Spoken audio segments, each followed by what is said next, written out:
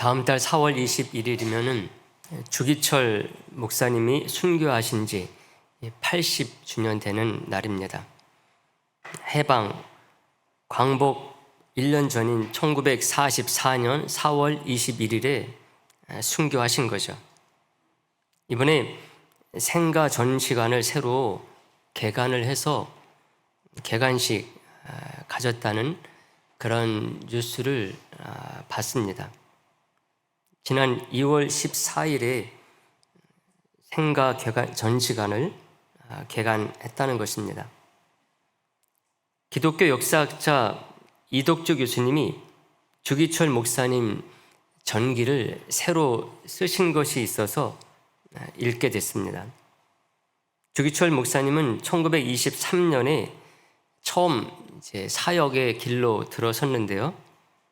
1923년이니까 지난해가 2023년이 사역 100주년을 맞는 해였습니다.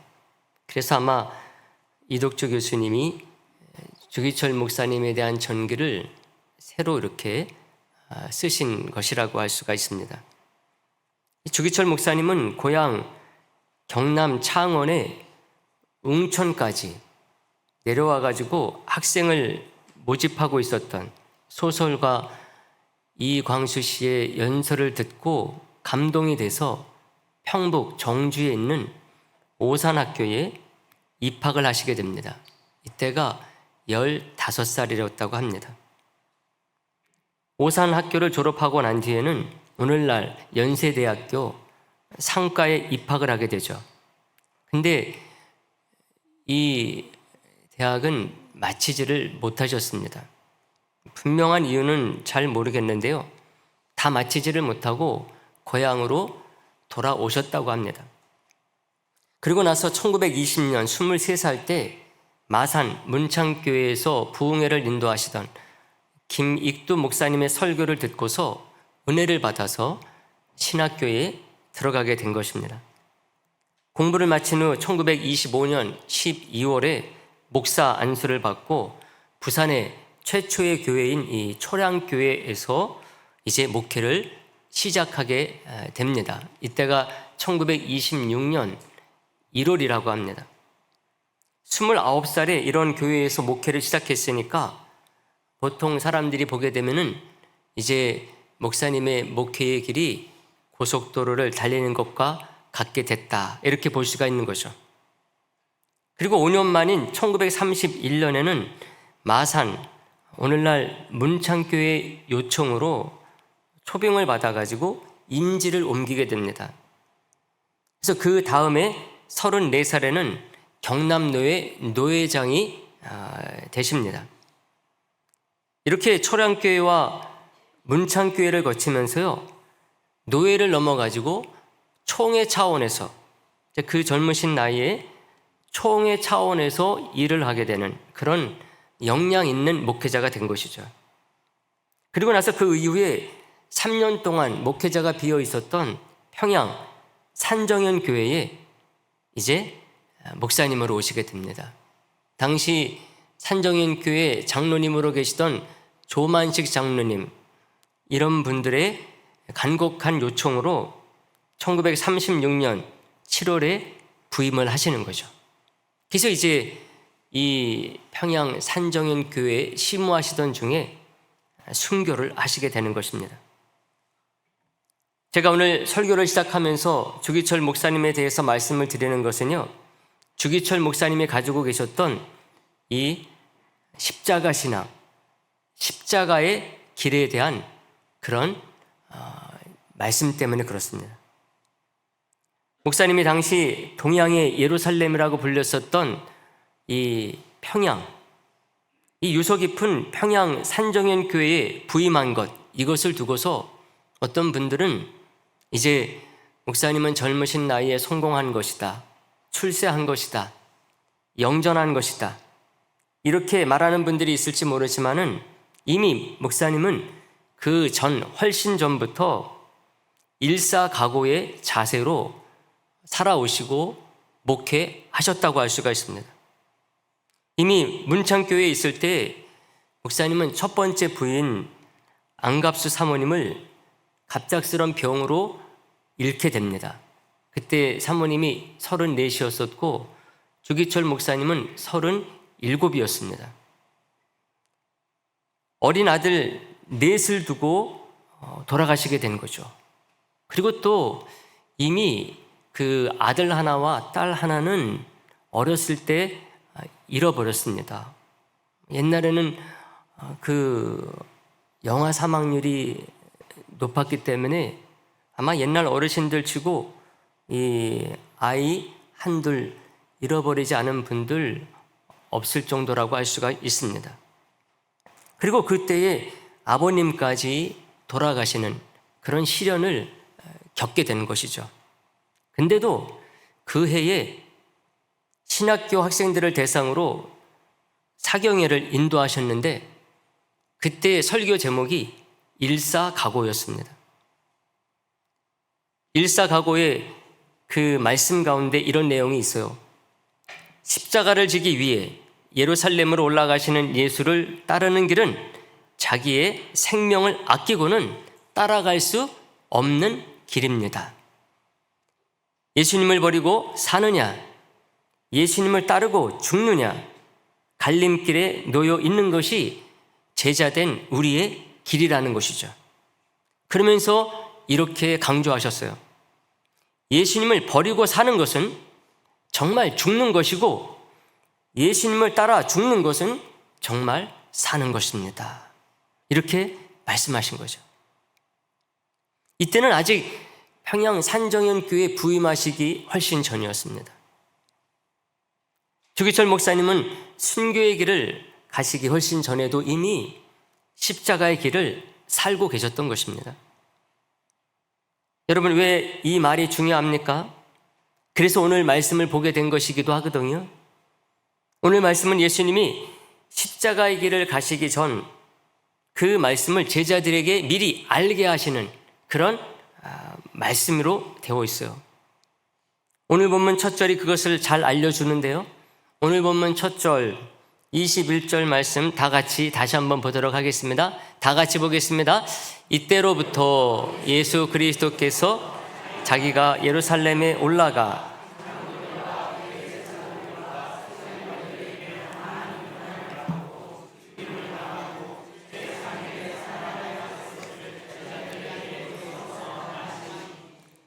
아멘. 시작이 뭐라고 되어 있습니까? 이때로부터 이렇게 시작을 하고 있어요. 왜 이때로부터냐?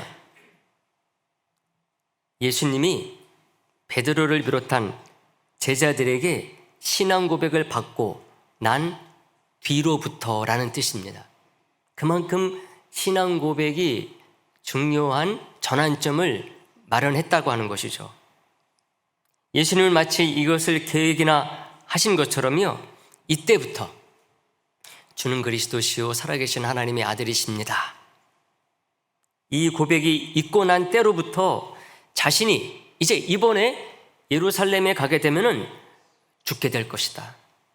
그리고 3일 만에 살아날 것을 알려주기 시작하신 것입니다. 연달아 3차례나 이 말씀을 하세요. 근데 또 하나 중요한 것은 이 말씀을 하신 것, 바로 그 장소가 빌립보 가이사랴였다는 것입니다. 그래서 또 다른 의미로 이때로부터라는 이 말 속에 빌립보 가이사랴에 가셨을 때로부터 이렇게 볼 수도 있다는 것이죠. 우리가 오늘 읽지 않았지만은 이 장소가 중요한 것, 오늘 우리가 읽지 않았지만은 13절에 보면은 알 수가 있어요. 13절에 보게 되면은 예수께서 빌립보 가이사랴 지방에 이르러 제자들에게 물어 이르시되 사람들이 인자를 누구라 하느냐, 이렇게 딱 말하고 있습니다. 어디에 가셨을 때요? 빌립보 가이사랴에 가셨을 때 이 질문을 했다는 것입니다. 이때 바로 베드로가 주는 그리스도시요 살아계신 하나님의 아들이십니다, 이 고백을 하게 되는 거죠. 그리고 예수님은 이 고백을 듣고 나신 뒤에 기다렸다는 듯이 말씀하시기를 내가 이 반석 위에 내 교회를 세우겠다, 이 말씀도 하신 것입니다. 18절 말씀이 그것을 말해주고 있어요. 내가 내게 이르노니 너는 베드로라. 내가 이 반석 위에 내 교회를 세우리니 음부의 권세가 이기지 못하리라. 이렇게 딱 말씀하셨습니다. 가톨릭 같은 경우는 우리 개신교와는 달리 이 말씀, 내가 이 반석 위에 내 교회를 세우겠다. 여기에서 이 반석은 바로 베드로, 사람을 가리킨다. 이렇게 보지만은 우리 개신교 같은 경우는 베드로가 고백한 신앙 고백, 주는 그리스도시요 살아계신 하나님의 아들이십니다 라는 이 고백 위에 교회를 세우시겠다. 이렇게 보는 것입니다. 여러분, 제가 말씀드린 이런 내용들이 중요한 것, 예수님께서 이런 중요한 물음을 하셨을 때, 그리고 그 물음에 대해서 대답한 그 신앙 고백, 그리고 주님께서 교회 창립에 대한 선언, 이 모든 것들이 일어난 장소가 빌립보 가이사랴라고 하는 것이 중요한 이유가 있습니다. 그래서 오늘 본문 첫 절을 이때로부터 이렇게 시작한 이유 가운데 바로 이 부분도 중요한 부분으로 들어가야 된다는 것입니다. 마치 예수님은 예수님의 공생의 사역에 있어서 중요한 반환점은 바로 여기다. 여기여야지만이 된다. 그래서 이 장소가 중요한 것입니다. 예수님의 공생애가 3년이니까 1년 6개월쯤 돼서 이 일이 일어났을 것 같지만은요, 그렇지 않아요. 이미 2년이 지났습니다. 한 2년 6개월 정도가 지났어요. 이때에 예수님이 빌립보 가이사랴에 오신 것입니다. 이곳은 이스라엘 땅 가운데서 가장 북쪽에 있는 곳입니다. 보통 이스라엘을 단에서부터 브엘세바까지 해서 이스라엘 땅 전체를 가리키기도 하거든요. 우리나라로 말하면 백두산에서 한라산까지, 이런 표현과 같은 말이 이스라엘 단에서부터 브엘세바까지. 그 가운데 이 단은 이스라엘 땅 가운데 가장 북쪽입니다. 근데 바로 빌립보 가이사랴가 단이라고 하는 지방 옆에 있어요. 예수님께서 여기까지 가신 것입니다. 제자들을 데리고 여기까지 가셔야지만이 됐던 것이죠. 왜 예수님께서 여기 가셨느냐? 이곳은 오늘날 바니아스라는 이름으로 알려진 곳입니다. 지금은 빌립보 가이사랴라고 부르지 아니하고 바니아스라고 부릅니다. 왜 바니아스냐? 그리스 로마 신화 가운데 판이라는 신이 있어요. 이 판이라는 신의 도시다. 그래서 바니아스로 부르는 것입니다. 여기에 가면은 판신전이 있습니다. 바위와 절벽으로 되어 있는 산을 깎아가지고 판신전을 만들어 놓고 있어요. 판이라는 신을 모신 신전이 되는 거죠. 보통 이 신은 상반신은 사람으로 되어 있고 하반신은 염소로 되어 있는 신인데, 그리스 로마 신에서 중요한 신으로 받들어지는 그런 신입니다. 근데 바로 이 신의 신전이 여기에 딱 있는 거예요. 그리고 그것만 있지 않아요. 한쪽에는 로마 아우구스투스 황제의 신전도 있어요. 그리고 또 한쪽에는 제우스 신전도 있습니다. 그러니까 중요한 신전은 다 여기에 딱 있는 것이죠. 특히 로마 황제 아우구스투스 신전 같은 경우는요, 헤롯 대왕이 자기 살아생전에 이 황제가 이 빌립보 가이사랴 지역을 자기에게 준 것, 하사받은 것을 감사해가지고 거기에다가 그 황제의 신전을 만들어 놓고 그 황제를 신으로 섬겼던 것입니다. 다시 말하면 온 세계의 주인은 누구냐? 로마 황제라는 것이죠. 로마 황제를 신으로 섬기는 아주 상징적인 것이 바로 이곳입니다. 그러니 그 당시 절대 권력을 갖고 있었던 로마 황제를 모신 신전 앞에서 당시 모든 세계 사람들이 이 로마 황제를 최고의 그 황제로 섬길 뿐만 아니라 신적인 존재로 섬기는 그 앞에서 예수님은 자신을 주님으로 고백하고 하나님의 아들로서 구세주이심을 고백하는 그것을 계기로 해서 예수님께서 말씀하시는 거예요. 내가 이제부터 십자가에 달리기 위해서 예루살렘에 간다. 예루살렘에 가게 되면은 내가 십자가의 길을 가게 될 것이다. 이것을 바로 이때로부터, 이 장소에서부터 알리기 시작했다는 것입니다.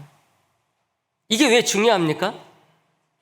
예수님이 우리의 주님이 되시고 우리가 섬기는 하나님이 되시는 것, 구원자 되시는 것은 로마 황제나 세상의 다른 신과 같지 않다는 것이죠. 이것을 아주 극명하게 대조시켜서 보여주기를 원하신 것입니다. 눈앞에 지금 그 신전들이 있어요. 그 신전들이 어떤 신들인가를 모든 사람들이 알고 제자들도 알죠. 그러는 가운데 우리 주님께서는 그런 신들과 같지 아니하다는 것입니다. 세상의 권력, 칼, 무력을 가지고서 황제가 된 그런 황제를 또 신으로 섬기는 그런 신이 우리 주님이 아니라는 것입니다. 그들은 자기를 섬기게 하기 위해서 때로는 권력을 사용합니다. 무력을 사용해요. 근데 예수님은 그게 아니라는 거죠. 바로 그래서 그 얘기를 오늘 본문 뒷부분에서 얘기를 하시는 것입니다. 그래서 오늘 말씀의 후반부에는 그런 내용들로 되어져 있어요.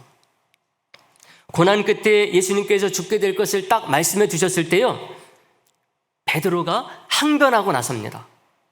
22절 말씀해 보세요. 22절 말씀, 우리가 이 말씀도 다 같이 다시 한번 보도록 할까요? 다 같이 보겠습니다. 시작.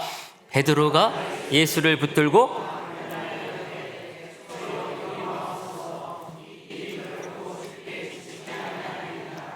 아멘. 베드로가 얼마나 적극적으로 말리고 나섰느냐, 이것을 알 수가 있죠. 근데 예수님께서 이런 베드로를 두둔하지 않으셨어요. 베드로를 뭐라 그러느냐? 거의 사탄이라고까지 얘기하세요.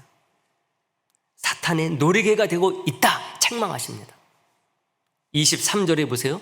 예수께서 돌이키시며 베드로에게 이르시되 사탄아, 내 뒤로 물러가라. 너는 나를 넘어지게 하는 자로다. 내가 하나님의 일을 생각하지 아니하고 도리어 사람의 일을 생각하는도다. 다 이렇게 말씀하셨어요. 그게 예수님을 진짜 생각해 주는 게 아니라는 거죠. 오히려 누가 좋아합니까? 사탄이 좋아할 일이라는 것입니다. 그리고 진짜 주님께서 원하시는 그게 뭔지를 알려주세요. 우리 주님께서 우리의 주님이 되시고 우리의 하나님 아버지가 되시기를 원하시는 것, 그게 뭔지를 알려주고 있어요. 24절에 보세요. 이에 예수께서 제자들에게 이르시되 누구든지 나를 따라오려거든 어떻게 자기를 부인하고 자기 십자가를 지고 나를 따를 것이니라, 이렇게 말하고 있어요. 자기를 부인하고 자기 십자가를 지는 것이야말로 뭐가 되는 것입니까? 주님을 따르는 것이다. 주님의 제자가 되는 길이다. 이 말씀을 딱 해주고 있어요. 이것은 예수님도 그랬다는 것입니다. 세상의 권력 다 모아가지고 그 힘이 들어오는 것, 그게 아니라는 것입니다. 그런 거 좋아할 일이 아니라는 것입니다. 오히려 자기를 부인하고 자기 십자가를 지는 것이다.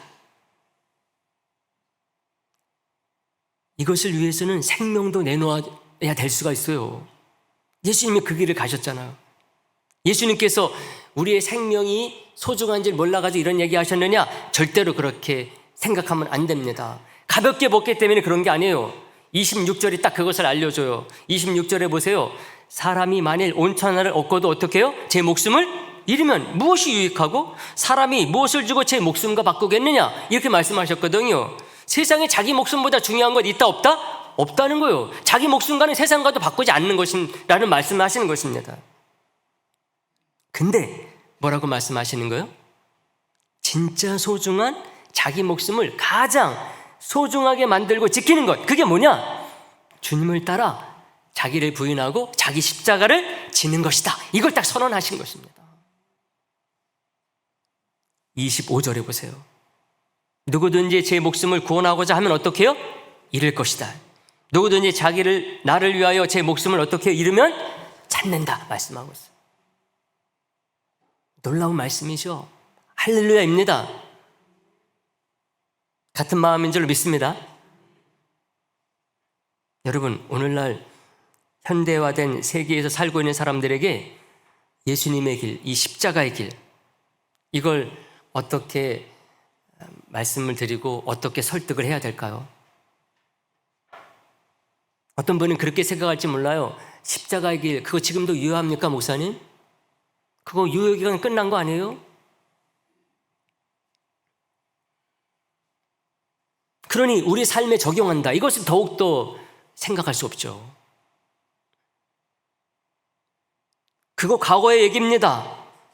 신학적인 이론일 뿐입니다. 또 이렇게 얘기하시는 분들이 있을지 몰라요. 설교자들이 설교할 거 없으니까 십자가 계속해서 울고 먹는 거다. 왜? 설교는 되는데 그렇게 사는 사람들이 없으니 그런 거 그만 얘기해야 되지 않겠느냐.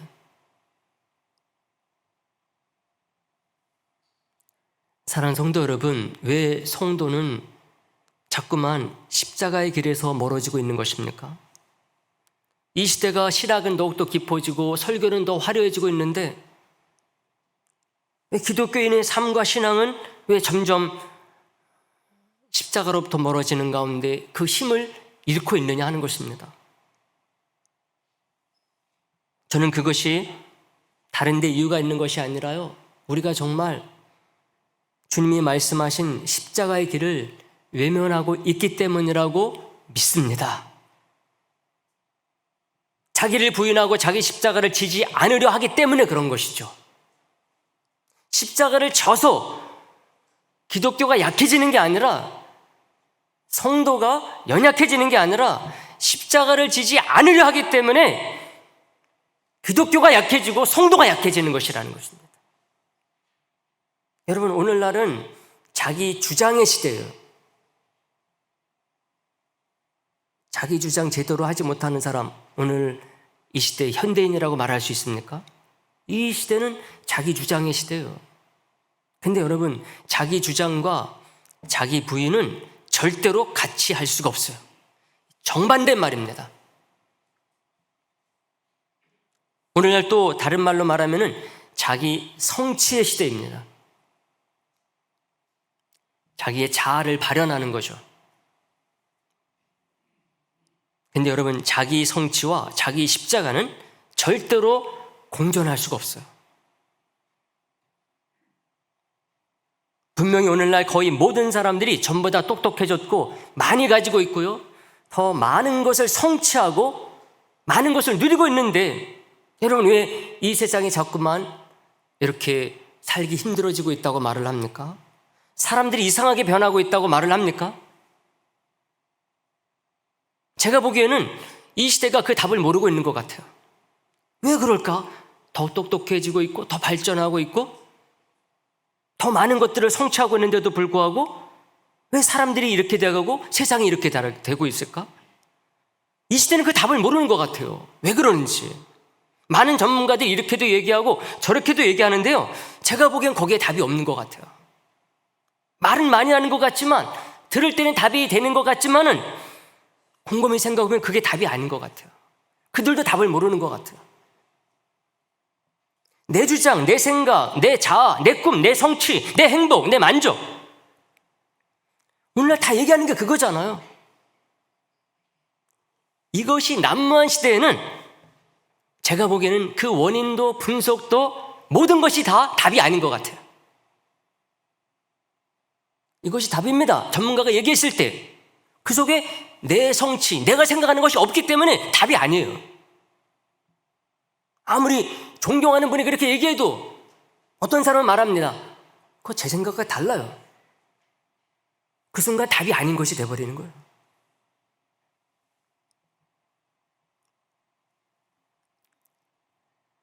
그래서 저는 오늘 이 시간 하나님의 말씀을 의지해서 우리 주님이 진짜 실천해 보신 결과로 권면하신 오늘의 말씀, 이것을 우리 성도님들에게 간곡한 마음으로 부탁의 말씀을 드리고 싶습니다. 자기를 부인하고 자기 십자가를 지는 길이 진리이고 정답임을 저와 여러분들이 꼭 마음속에 새길 수 있게 되기를 간절히 소망을 합니다. 이게 주님의 말씀이요, 우리 주님께서 친히 해보신 결과라고 하는 것을 믿고 나아갈 수 있는 분들이 되기를 간절히 소망을 합니다. 여러분, 진짜 살 길을 찾고 싶다, 참되게 살고 싶은 분이 있다, 그렇다고 한다면 빨리 자기를 부인하고 자기 십자가를 지는 길을 가시기를 바라겠습니다. 목사님, 제가 진짜 살 길을 찾고 싶어요. 요즘 같으면 제가 못 살겠어요. 목사님, 다른 사람 몰라도 저는 지금 정말 참되게 살고 싶어요. 그런 분이 있다고 한다면 여러분들 다른 데 귀 기울이지 마시고 자기를 부인하고 자기 십자가를 지는 분이 되기를 간절히 소망합니다. 내 생각, 내 주장, 내 생각이 뭐였지?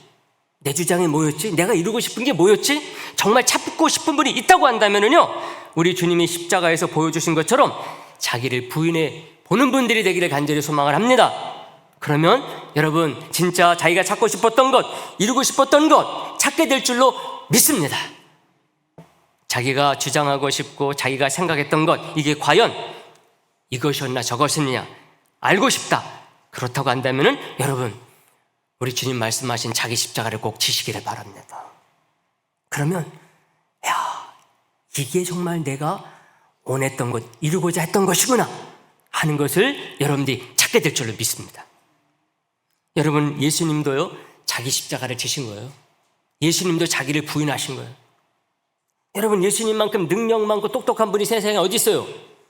근데 예수님은 자기 꿈과 자기 계획을 가지고 살지 않았어요. 예수님은 그 똑똑한 분이신데도 자기가 계획하고 있는 것, 그걸 가지고 살지 아니하시고 누구의 뜻을 가지고 살았습니까? 하나님의 뜻을 가지고 살았어요. 그게 바로 뭐냐? 십자가였던 거예요. 자기 십자가를 진다는 것이 무엇인지를 예수님 스스로 보여주신 것입니다. 그랬더니 거기에서 예수님께서 진짜 가지고 있을 꿈과 계획이 드러나 버렸어요. 드러나 버렸습니다. 자기 것을 내려놓으니 거기에 진짜 내가 원했던 것이 있었다는 것입니다.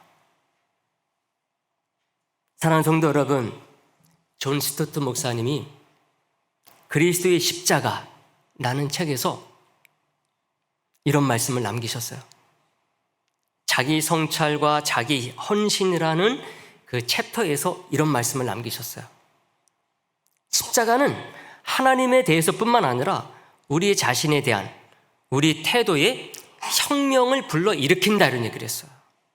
십자가를 우리들이 묵상하고 십자가를 정말 가지고 나의 삶 속에 적용하려고 그런다. 그러면은 우리를 무엇으로 만든다? 혁명가로 만든다는 거야.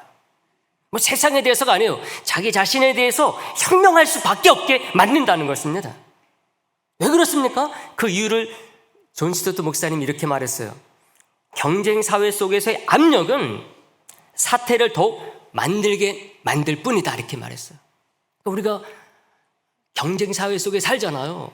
그게 현대인입니다. 현대인에서 이 경쟁 사회 속에서 살아가면 살아갈수록 뭐냐? 압력을 견딜 수가 없다는 거예요. 또 하나, 현대의 문명의 영향은 사태를 더욱 악화시키기 때문에 그렇다 그랬습니다. 결국은 십자가를 진짜로 받아들이는 혁명이 없으면 현대인은 이런 압력, 이 악화되는 이 세상 속에서 출구를 찾지 못한다는 거예요. 십자가만이 거기서 벗어날 수 있는 출구라는 것입니다. 다시 말하면 예루살렘으로 십자가를 지러 가시면서 세 차례나 계속해서 예고하시면서 남긴 이 십자가의 길 속에 그 답이 있다는 말씀이죠. 사랑하는 성도 여러분, 오늘 우리가 빌립보 가이사랴에서 남기신 예수님의 말씀을 생각하는 것입니다. 특히 뒷부분에 우리가 강조점을 두고 생각했습니다.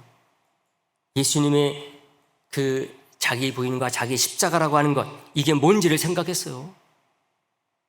앞에서 제가 말씀드린 주기철 목사님과 우리가 몇 년 차이가 있습니까? 주기철 목사님이 사역을 딱 시작한 1923년 생각하면은 100년입니다. 그리고 주기철 목사님이 순교하신 것 1944년을 생각하게 되면은 80년이에요.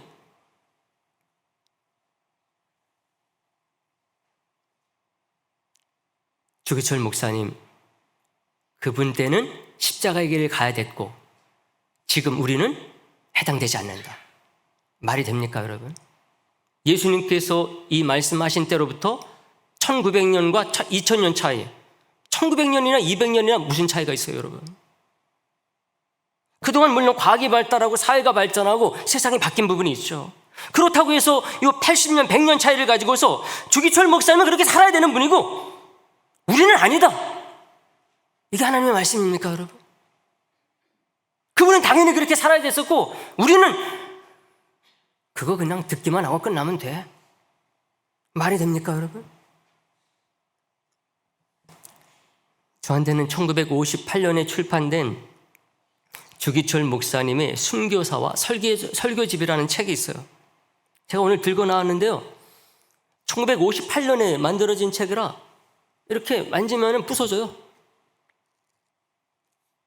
이게 돈이 많이 가면 좀 팔아보겠는데 그럴 것 같진 않아요. 네. 1958년에 나온 책인데요. 이 책의 서문을 누가 쓰셨는가 하면은 손양원 목사님이 쓰셨더라고요. 제가 깜짝 놀랐어요. 손양원 목사님이 언제 순교하셨는가 하면은 1950년 6.25 때 순교하셨거든요. 그 뒤에 이 책이 나온 거예요. 근데 어떻게 손양원 목사님이 여기다 서문을 쓰셨을까? 내용을 보니까 손양원 목사님 순교하시기 전 1950년 전에 이 책을 내려고 하신 거예요, 이분이. 그런데 그때 내지를 못한 거죠. 나중에 1958년에 이 책을 낸 겁니다. 그러니 서문이 여기에 딱 들어가 있었던 것입니다. 그런데 이 서문 속에 손양원 목사님이 주기철 목사님을 그리워하면서 이런 글을 남겼어요. 나는 주기철 목사님에게 직접 신앙 감화를 받은 사람 중 한 사람 된 것을 감사하게 생각을 합니다. 일찍 주기철 목사님은 경남 성경학원 선생이시고 나는 학생이었는데 당시 나에게 부탁하시기를 우리나라는 작은 나라이지만 종교의 위대한 인물이 날 터이니까 자네는 성자들의 전기를 많이 읽고 그 사람 되기를 준비하라. 이렇게 말씀하셨는데 주기철 목사님 자신이 그런 사람이었습니다. 이렇게 딱 얘기를 많이 썼어요. 정말 주기철 목사님도 그 길을 가셨지만 이 서문을 쓰신 손양원 목사님도 바로 그 길을 가신 분이 되신 것입니다. 사랑하는 성도 여러분, 우리도 주님 가신 이 십자가의 길을 따라서 많은 분들이 그 길을 가셨는데 주기철 목사님도 그렇고 손양원 목사님도 그렇고 또 오종모 사모님도 그렇고 안유숙 사모님 같은 분들도 그렇고 많은 분들이 있었는데 그런 분들처럼 정말 이 시대에 이제 그런 시대는 아닌 것 아니야? 이런 시대 속에서도 주님께서 말씀하신 이 십자가의 길, 자기를 부인하고 자기 십자가를 지는 그런 성도, 그런 교회 되기를 주님의 이름으로 부탁의 말씀을 드립니다.